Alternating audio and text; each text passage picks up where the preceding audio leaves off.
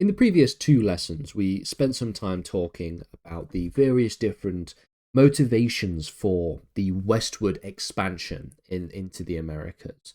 We talked firstly about this idea of manifest destiny, almost described as the ideological foundations for some of this expansion. The idea of some kind of evangelical religious right and American exceptionalist and nationalistic right to go and expand and to quote unquote civilize and democratize these different parts of the world, specifically the western parts of the Americas. We also spent some time talking about the influence of the Mormons, who of course were devoutly religious but had quite niche and esoteric religious practices which led them to face persecution, and that was one of their motivations for expanding west into Utah and to Salt Lake Valley. This video is going to think about some of the economic motivations associated with the expansion into the West. Of course, the 49ers, the term that refers to the thousands of gold seekers who traveled westward to California during the California Gold Rush. They're called the 49ers because the California Gold Rush sort of begins to ramp up in 1849 during this particular period. The migration was driven by the discovery of gold in the Sierra Nevada foothills in 1848, which prompted a massive influx of individuals into this region, who of course expanded west for economic reasons, okay? So we know that the California Gold Rush specifically begins on a very, very specific date. It begins on the 24th of January, 1848, because that is the day that James W. Marshall, who is a carpenter working at John Sutter's mill in Coloma, California, discovered that gold existed, discovered gold while building a sawmill. The discovery was kept a secret for several months, and it wasn't until the news of the discovery was published in 1848 that word of the gold reached the rest of the United States, and then beginning in 1849, the gold rush starts to begin. So this is what generally happens. They see the discovery of gold rush through newspapers, and this sparks, of course, a gold rush into the west of the Americas, specifically, of course, California on the west coast. Who were then the 49ers? Well, they were primarily young men, often in their 20s, who were eager to try and make fortunes quickly. If you could essentially get there quickly and discover gold as quickly as possible and get as much of it as you could maybe make a fortune and back over into the east, and then you could be a rich, wealthy young man and do other things. Some families also joined the migration, helping to build a new life in California. So some people essentially stayed in California permanently after the gold rush. Some people stayed for many periods, for a very long time, for years and sometimes decades, which of course also meant that young families would come with them. Thousands of immigrants, especially from Mexico, China, and other parts of the world, also joined in the gold rush as a way to try and improve their circumstances. And then finally, veterans of the Mexican-American War, which ended in 1848. Some of the veterans who had served in the war continued to head west, hoping to stake a claim to new lands.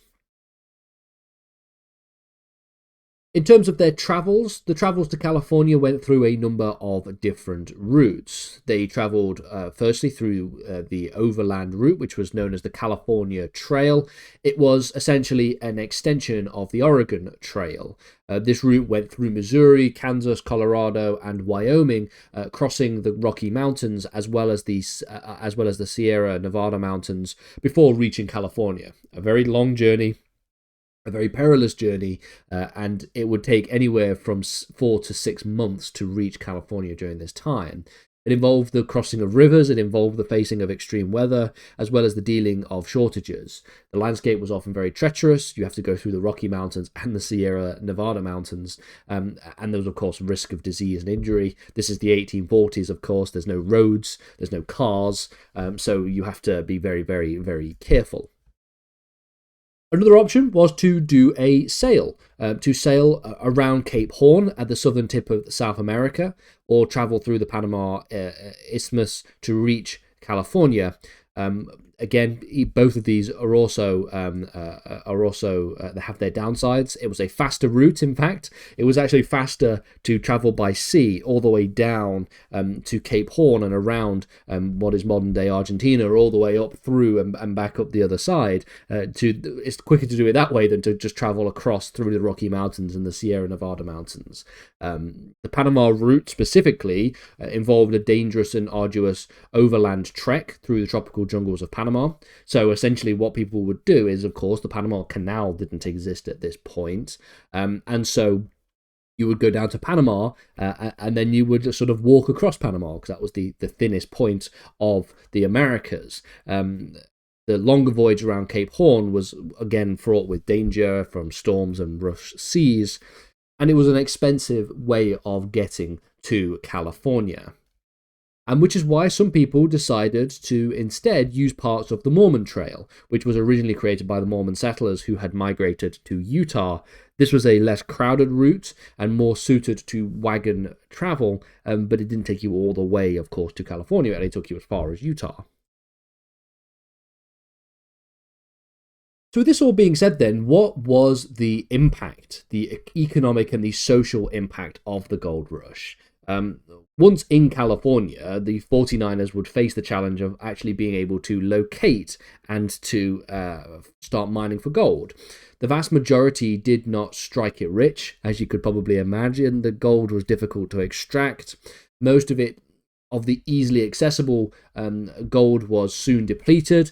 Don't forget as well that the people who discovered gold originally kept it a secret for a few months, and then when it became published, it would take even more time for people to actually get to the Californians to start to do the mining themselves. So those people had a quite significant head start over the rest of the population.